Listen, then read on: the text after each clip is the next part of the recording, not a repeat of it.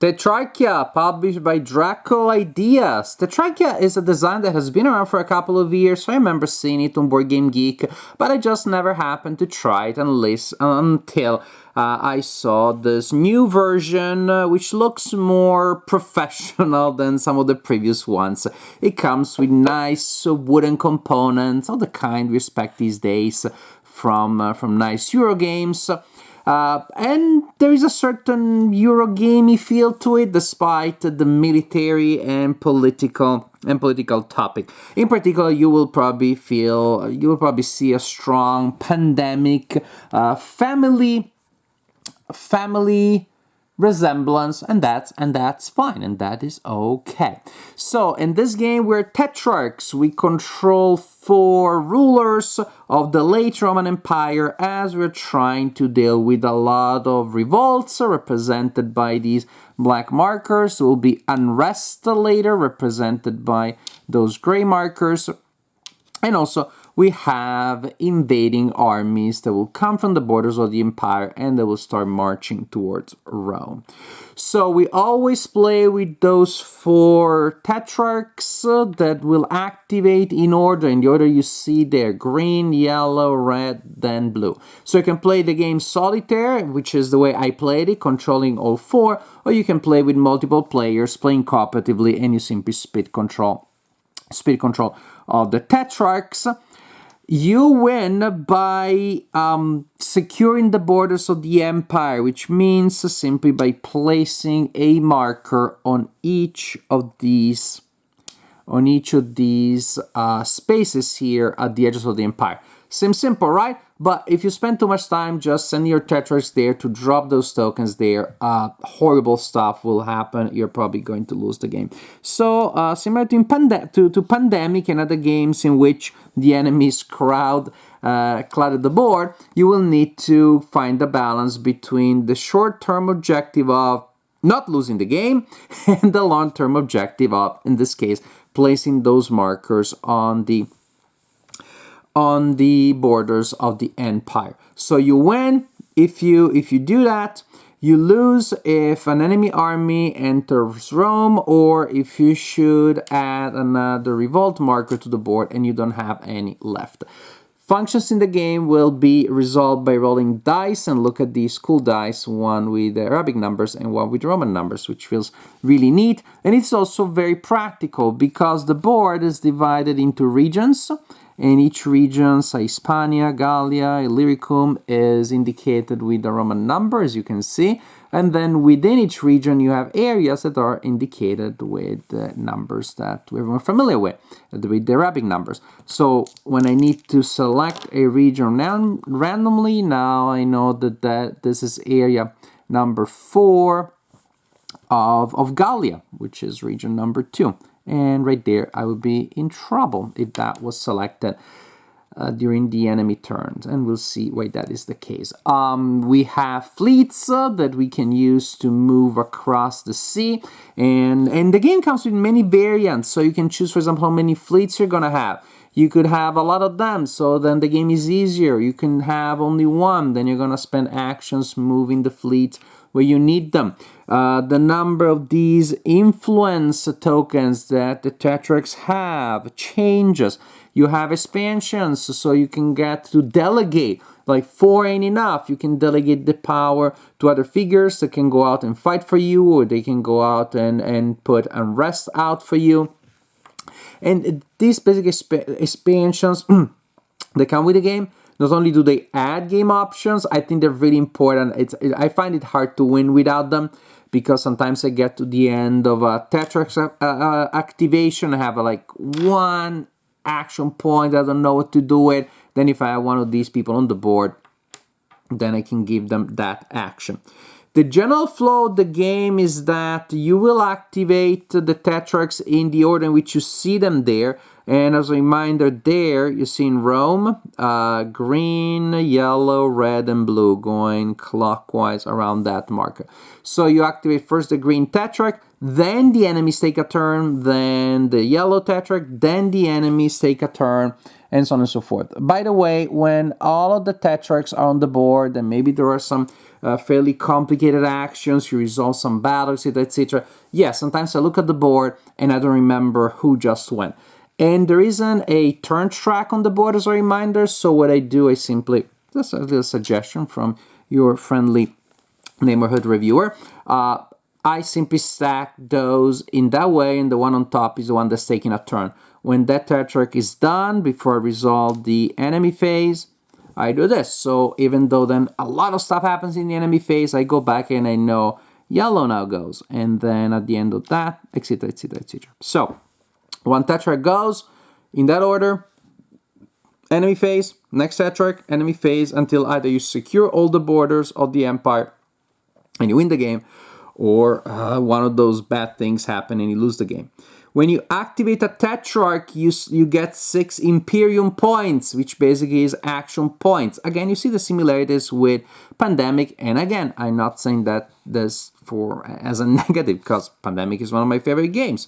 Now, and I think that general idea is still implemented in a way that feels fairly different here.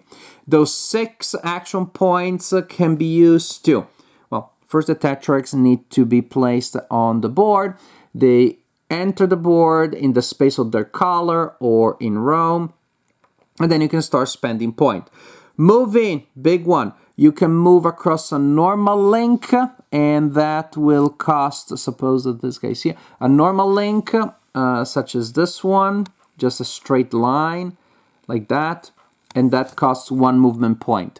If the link shows like a break in it, like that counts as a difficult connection, and that will cost you 2 action points. If there is a fleet on both sides, basically in the ocean that you're facing, then you can spend an Imperium point to travel across the sea, across the section of the sea where you have a fleet, and that is good also. Entering an area that has a revolt in it costs an extra movement point.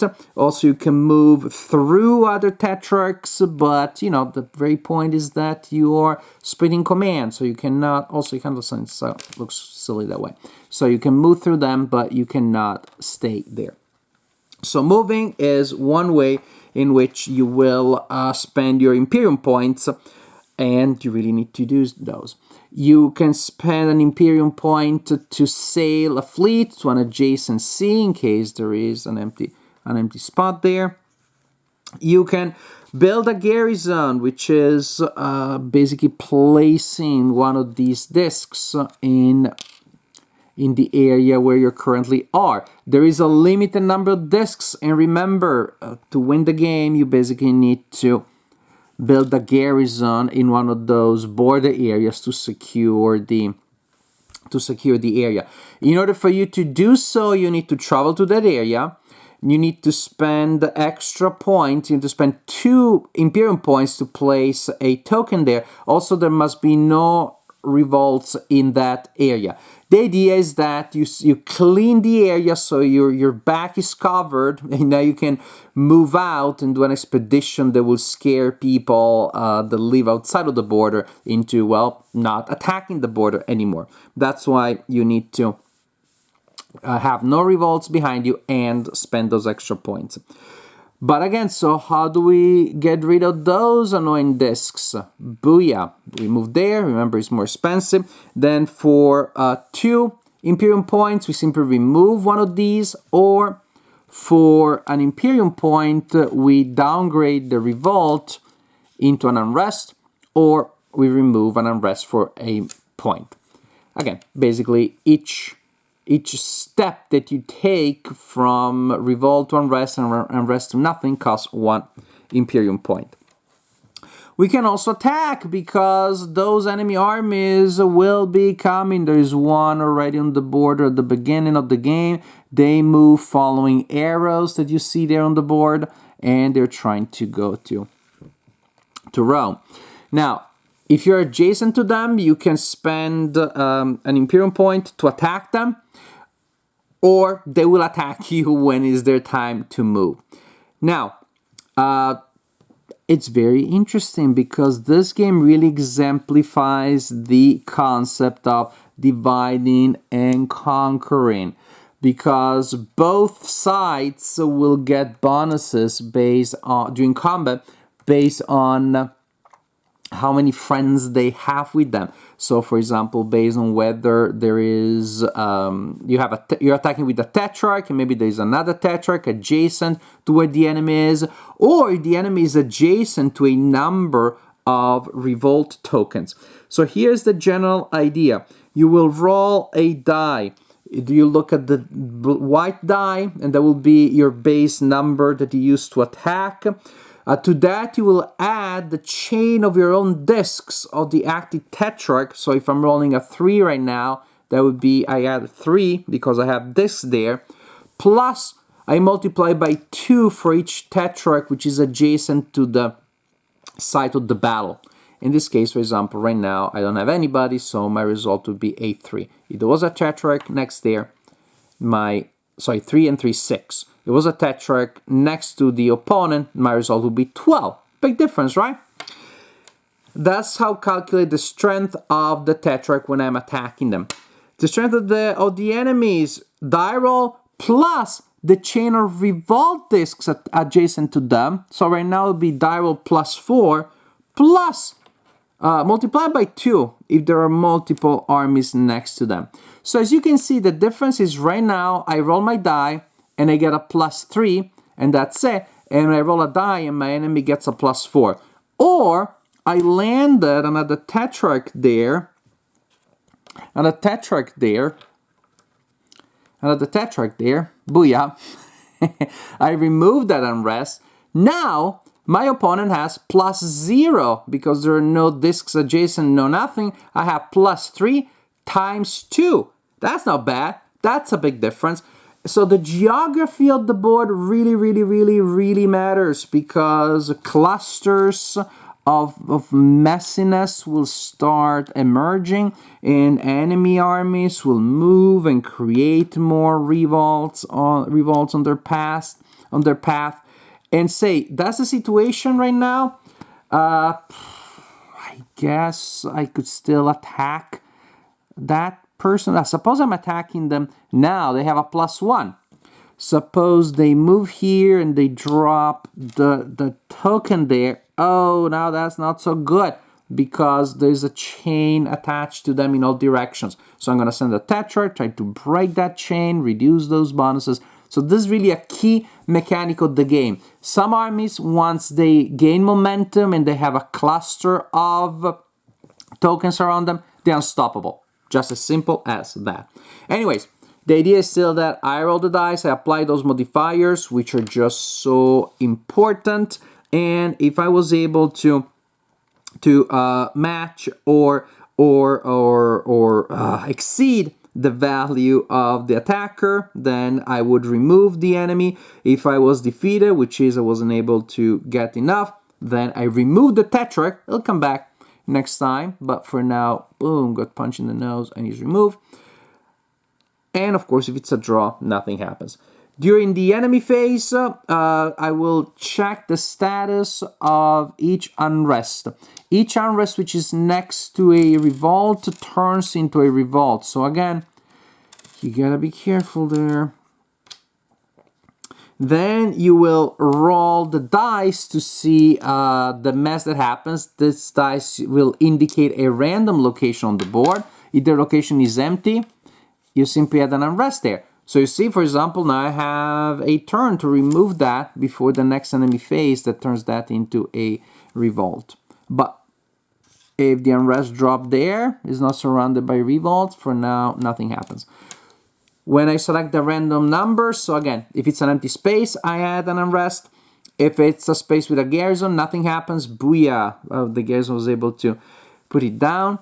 If it hits a space that already has a revolt, think of it as an outbreaking pandemic, which is you add a revolt to any adjacent space that doesn't have one yet, and then also you roll dice, and there's a chance that an enemy army will, booyah, enter the board. And then finally, the barbarian armies that are on the board will advance. So this is in essence how you play Tetrarchia. You got your action points that are awesome. You get to do a lot of things. It's a very flexible turn structure for you. And then awful stuff happens as they attack you. I like it. I like it a lot. I talked about the lineage that I see in common with Pandemic. Those similarities to me, they're not a negative, because what we have here is a game that may give you that Pandemic feel if you're looking for it, but it's much quicker to set up. Doesn't have the long setup with shuffle that you have to do with Pandemic. Get out of the board or the box, put like a couple of pieces on the board, the initial revolts and one of these guys, and basically you're good to go, and it sets up quickly, you can put it away quickly, and gameplay is really fun, which is of course the most important thing, because you have so many interesting decisions when it is your turn, so many flexible ways in which you can use your points, and again, even more so when you start using some of the expansions, which I recommend if you don't want to lose every time. And the game has so many variants and modes, great replay value. Although you may be worried, but the board is not that big, the overall script will happen every time. No, it won't.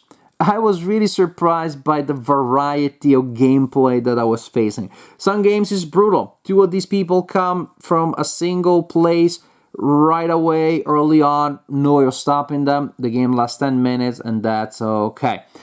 Because they just sit in a cluster of unbreakable revolts. Their bonuses are incredible. There was a time that I think I lost by the end of the first activation of all the Tetrarchs, something like that. But again, that's okay. Then I'll just play again.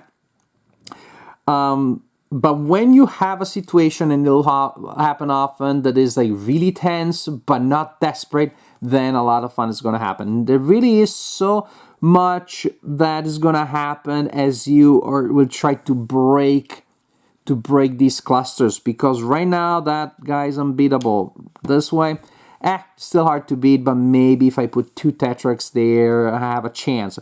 As I do that, as my Tetrarchs converge on a certain attack, and to do so, I need to take into account where the enemy will be.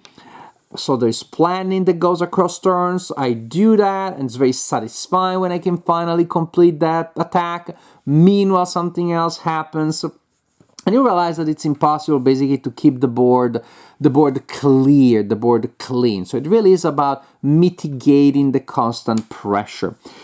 And also, from time to time, don't forget to go and secure those borders. This is probably going to be the thing that's going to kill you the most the first couple of times that you play, which is you're just going to go for it. It looks so easy. Dump a couple of those, and by the time you start doing something else, you realize that you lost the empire, which is very interesting. I think there are interesting lessons there about politics and management.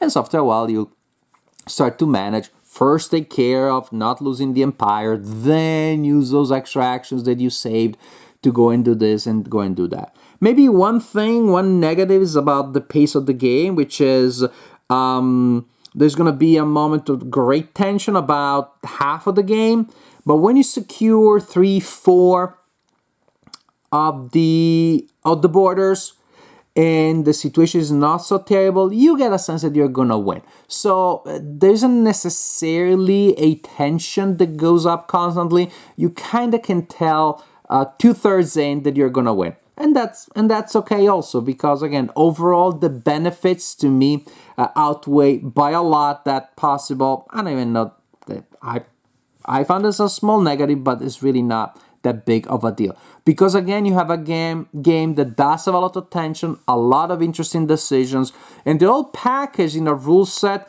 which is very lean, very intuitive. If you play Pandemic, you play cooperative games, you adjust to this one very well.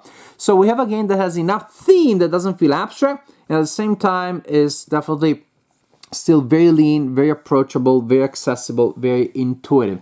So overall, I played Tetrarchia only as a solitaire game, and I definitely enjoyed it. I think it's remarkable, actually, how much this game manages to achieve in terms of depth and in terms of engagement with a game that is not just physically small, but also so almost minimalistic in terms of rules. Definitely high endorsement from me for Tetrarchia.